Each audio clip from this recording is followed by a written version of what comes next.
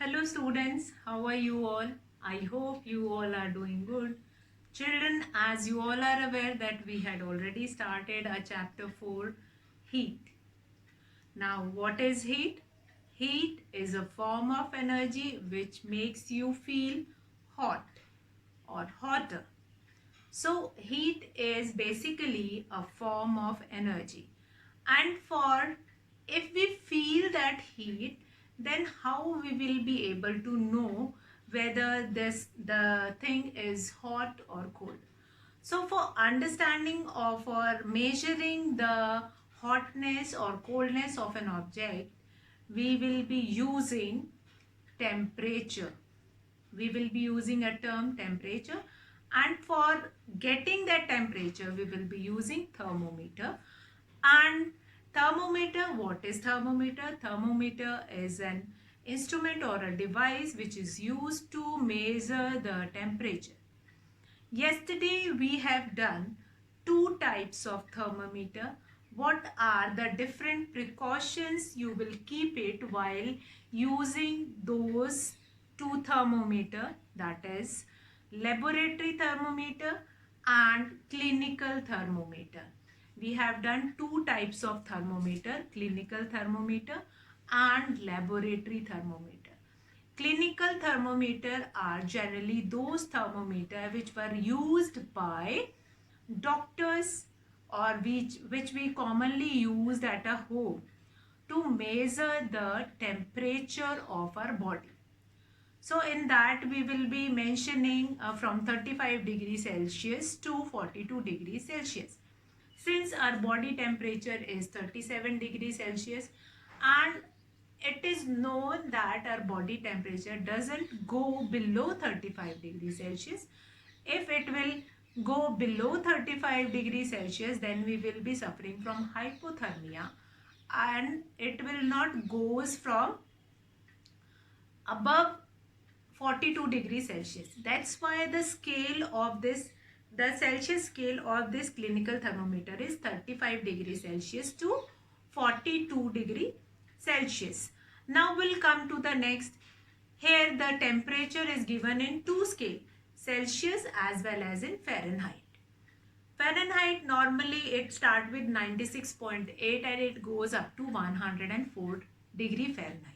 And normally doctors measure temperature with, nowadays they were using digital thermometer in which it does not have.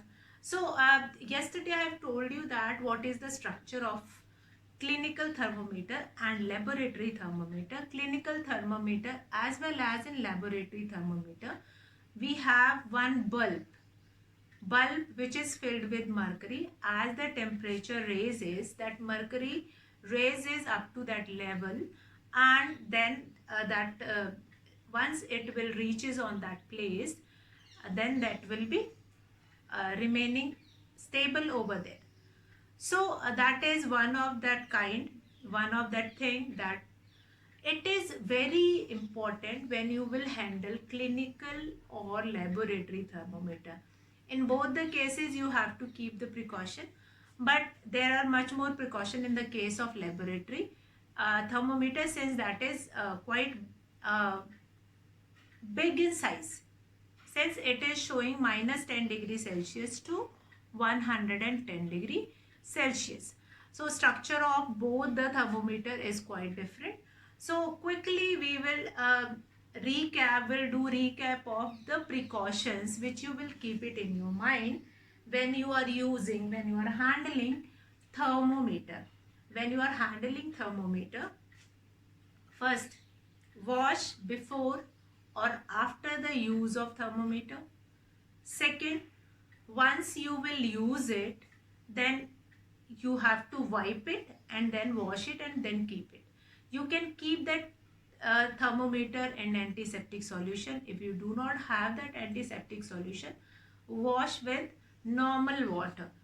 Then uh, that clinical thermometer, that will be kept in front of your eyes. Not, your eyes will not be on sides of that thermometer when you are reading temperature.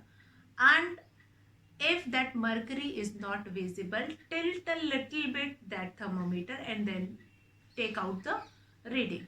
And yesterday I have given you one activity also. As many people are there at your home, take temperature of all. Now nowadays at our home also, or for our ease also, we will be using that normal that digital thermometer. We will not be using that mercury, since that mercury thermometer requires special care. We cannot throw it like this and that will be there. That once the bulb will be broken now, that mercury is waste out. That whole thermometer will be waste.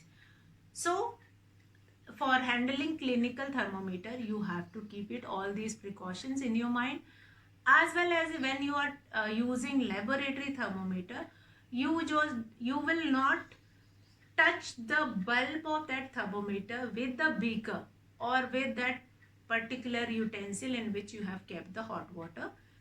Don't touch it on the sides of that. Put it in upright in the water or whatever you are going to measure, and then again when you will look at that that laboratory thermometer, put your eyes in front of it, not on the sides of that. So these are few of the precautions. So on the basis of these precautions, you can learn about clinical thermometer, and these precautions you will remember in your mind when you are using these thermometer. Now quickly, one important thing, as if heat is a form of energy, so it means that form of energy will transfer from one form to another. Yes. So before this is the topic of today's class, and what are the basic difference between these two kind of a thermometer, that also I've told you that laboratory thermometer is a little bit bigger. It shows a reading from -10 degrees Celsius to 110 degrees Celsius. In clinical thermometer, we will be having 35 degrees Celsius to 42 degrees Celsius, and clinical thermometer is used for our home purposes, used by the doctors, while laboratory thermometers are used in labs, in the laboratories. So all these are the differences. Now we'll come to transfer of heat. Transfer of heat means when heat energy is transfer from one form to another form, from one material to another material. So how does this transfer of heat happens, that we will understand. Now transfer of heat is, you might have observed that if we will put a spoon in a cup of tea, fine, in a cup of tea, if we will put a spoon and leave that spoon, fine, let's take an example that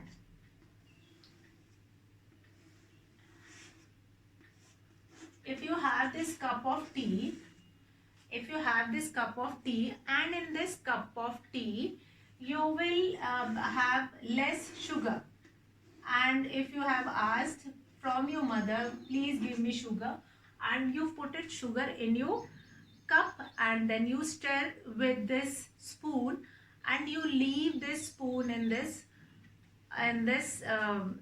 cup of tea, then what will happen? If you will touch it after some time, what will happen? Observe this. Observation is very important. Okay, so what will happen when you will touch this spoon? You will find it out, the head of this spoon is become warm. It become warm, or it will become hot. Why it is so? Since heat energy of this cup of tea transfer in this spoon.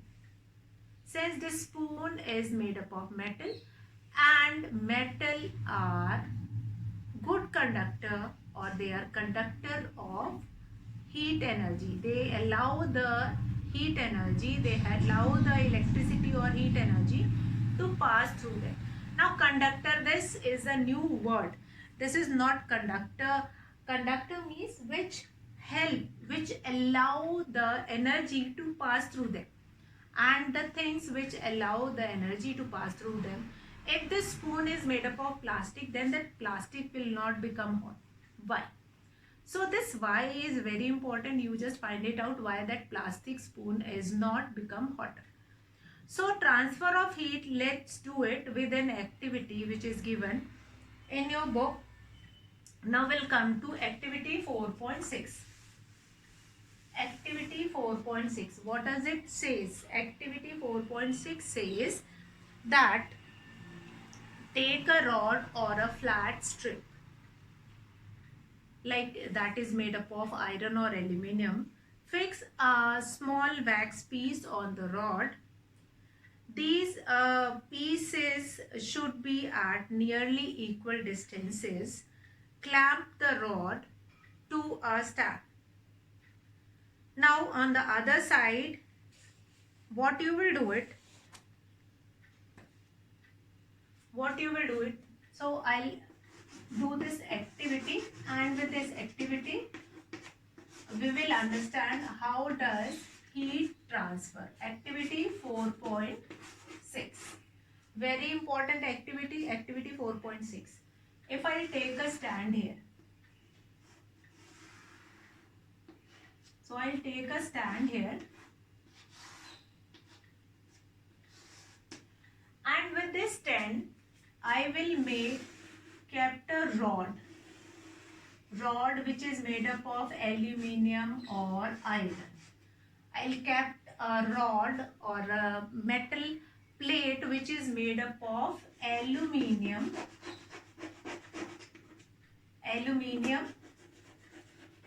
or iron. Okay, and then what I'll do it, on this metal strip I'll paste wax at some distances. Wax I'll paste it at some distances. Wax I have pasted on this metal plate on some distances. Now on one side I'll blow a candle. I'll blow a candle. Here I'll blow a candle, and this candle touch this metal plate. Then what will happen? Now what will happen? What I have taken here, a stand, and in this stand I have put it this metal plate.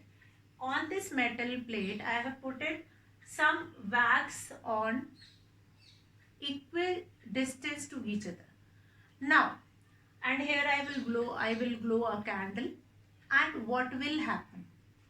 Now slowly when you observe it, that after some time passes, this wax which is pasted on this metal plate, it start melting. Why is it so? After some time, so I have observed this, that after some time this wax which I have pasted on this metal plate, it start melting. Why is it so?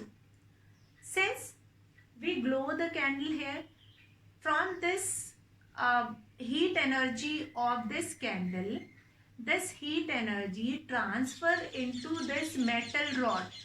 This heat energy transfer into this metal rod, and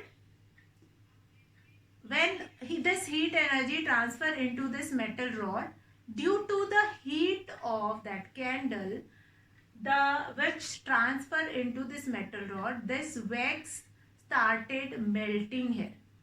This wax started melting here. So now the process by which heat is transferred from the hotter end to the colder end of an object is known as conduction. So this process is known as conduction. This process is known as conduction. So due to conduction, the heat energy of this candle transfers to the other end of this metal plate, which is known as conduction. Now this is known as conduction. The heat energy of candle transfer from one side of this metal plate to the other, the hotter side from hotter side to its colder side. Now this is conduction. What is the definition of conduction? Is the process by which heat energy transfer from the hotter end to the colder end of an object is known as conduction. So in this experiment or in this activity, we have observed that due to conduction, the heat of this candle transfer from one end to another end, and the same will happen in the case of that a cup of tea in which you will put a spoon and leave it. The same will happen if the ladle is put it over the utensil, that utensil is hot. So that transfer of heat will happen. So what is this? That is conduction.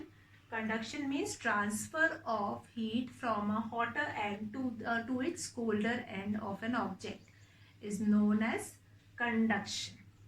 So in solid, generally heat is transferred by the process of conduction. So in solids, generally the heat transfer by the process of conduction. So this conduction process you all will remember, and this activity 4.6 is related to this process of conduction only. So conduction is what? That the process of transfer, the process by which heat is transferred from a hotter end to its colder end, that is known as conduction. And generally in solids, the heat transfer with this conduction only. So that you all will remember the transfer of heat. Now I'll come to the topic what we were studying about, that is transfer of heat. Yes, the heat can be transferred. Since heat is a form of energy, it can be transferred from one place to another, or from one thing, from one object to another object, and this is known as transformation of heat energy. But in solids, it is done with the process of conduction. Now, do all substance conduct heat energy? You must have observed that the same thing, do all substance. Now here the question raises that in solids we will be transferring the heat with conduction. But is it there that all the substances that passes conduct heat easily? No, it is not there. You must have observed that the metallic pan for cooking has a plastic or wooden handle. That if you have seen that tawa on which you are making chapatis, that is made up of wooden handle. Now why it is made up of wooden handle? Since the wood does not conduct. Solids also, all the solids does not conduct heat. Metal generally conduct the heat, but wood, plastics, they do not conduct heat. Even the handle of that frying pan also, that is made up of bakelite, and it does not conduct heat. So that is their heat energy is not conducted by all the matter. Now the things, now here I'll be summarizing it. Conduction we have done, and one who conduct, they are known as conductor. One who does not conduct, they are known as insulator. So let us summarize that.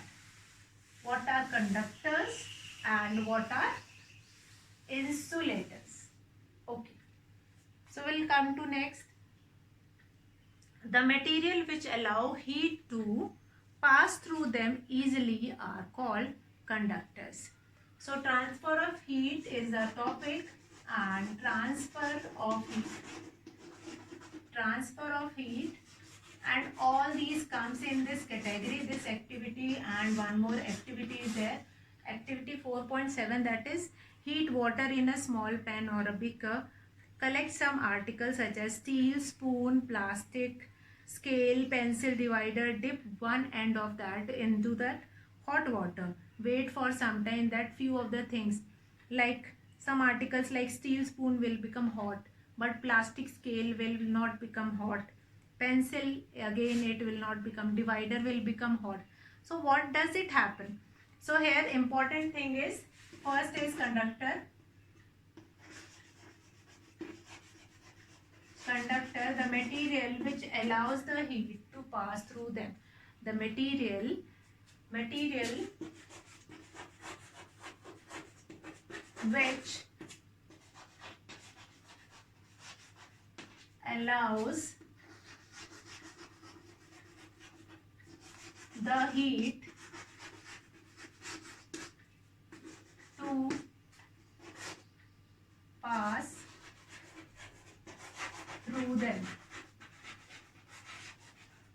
They are known as conductor. So materials which allows the heat to pass through them, they are known as conductor, and they are known as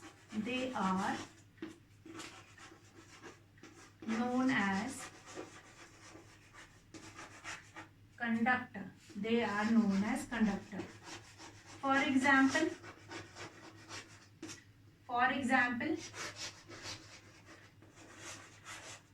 example, we can write a metal spoon, we can write a metal strip, we can write iron, copper, aluminium, all those things. Iron, copper, aluminium, all these things work as a conductor. And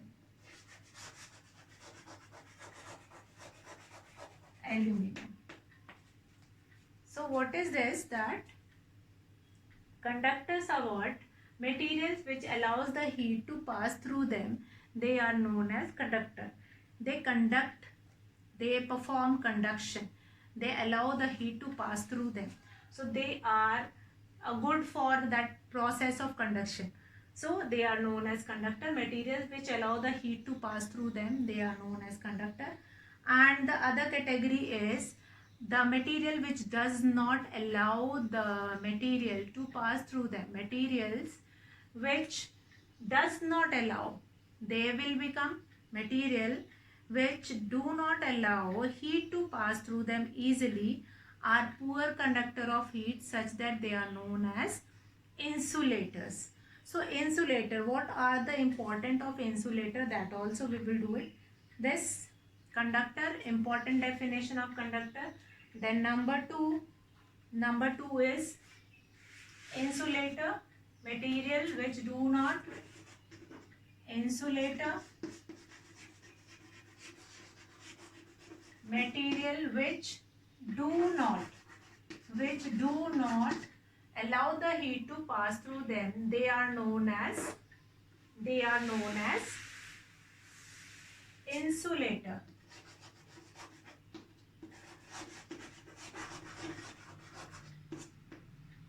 Now insulators are also important. It is not like that it does not conduct heat, so these insulators are of no use.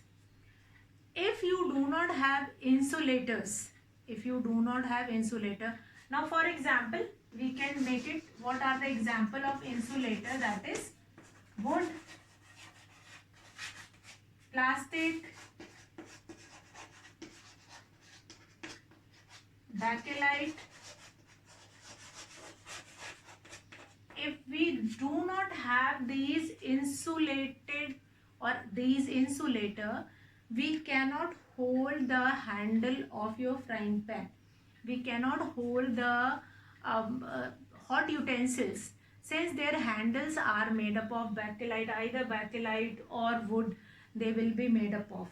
Even the cover of that some of the utensil, that is lid, is also above that lid, that handle is made up of that bakelite only. So that is very important. Insulators are also very important. Few of the substance which does not.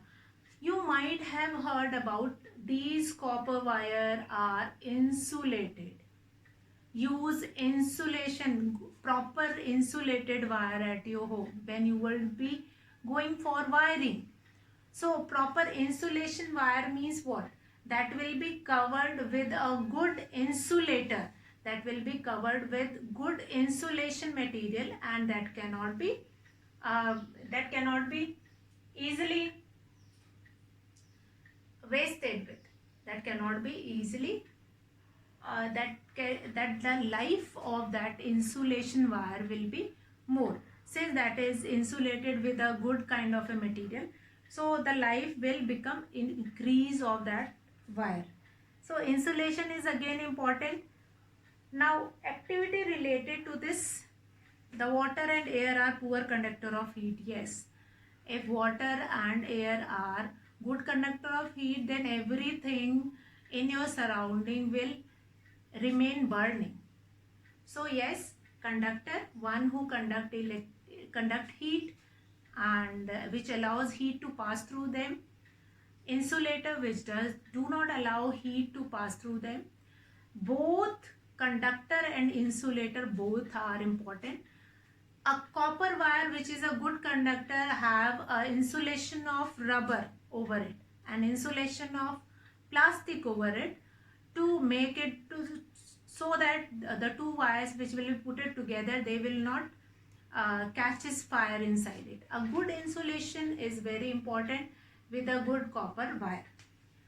Then both of these things are important. If a utensil, if your that tawa which on which you are cooking chapati is made up of iron handle, can you handle that tawa? You cannot put that tawa on that gas stove and all. So that is there.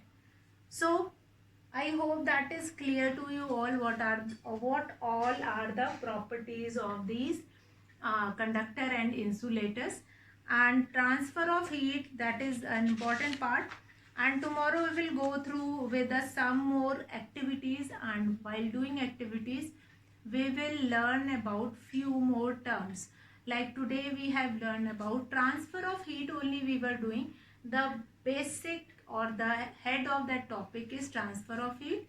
In that only we will be having conduction, and conduction generally happens, the process of conduction generally happens in solids, and the process by which heat transfer from one part or one end of a hotter object to the colder part of that object, that is conduction. And conductors, one who conduct heat. Insulators, one who do not conduct heat. So conductor and insulator both are important, that you will go through it and read these pages from this 37 page, 37, 38, 39, 40 and up to 41. So tomorrow I am going to start with an activity, next activity, and then we will understand new concept or new word in this transfer of heat.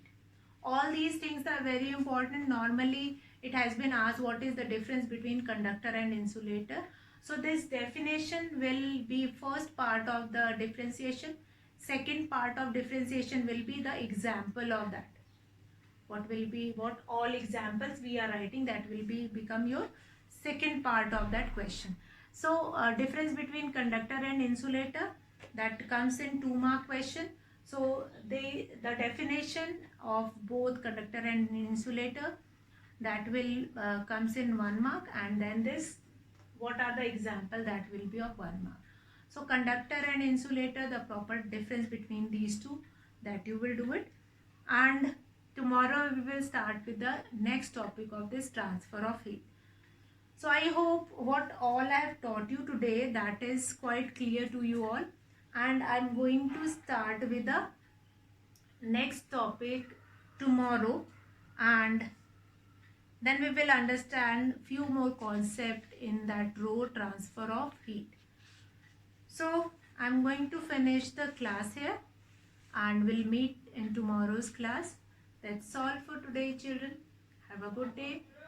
Stay fit, do yoga, practice yoga, and attend the classes every day. That's all for today, children. Have a good day.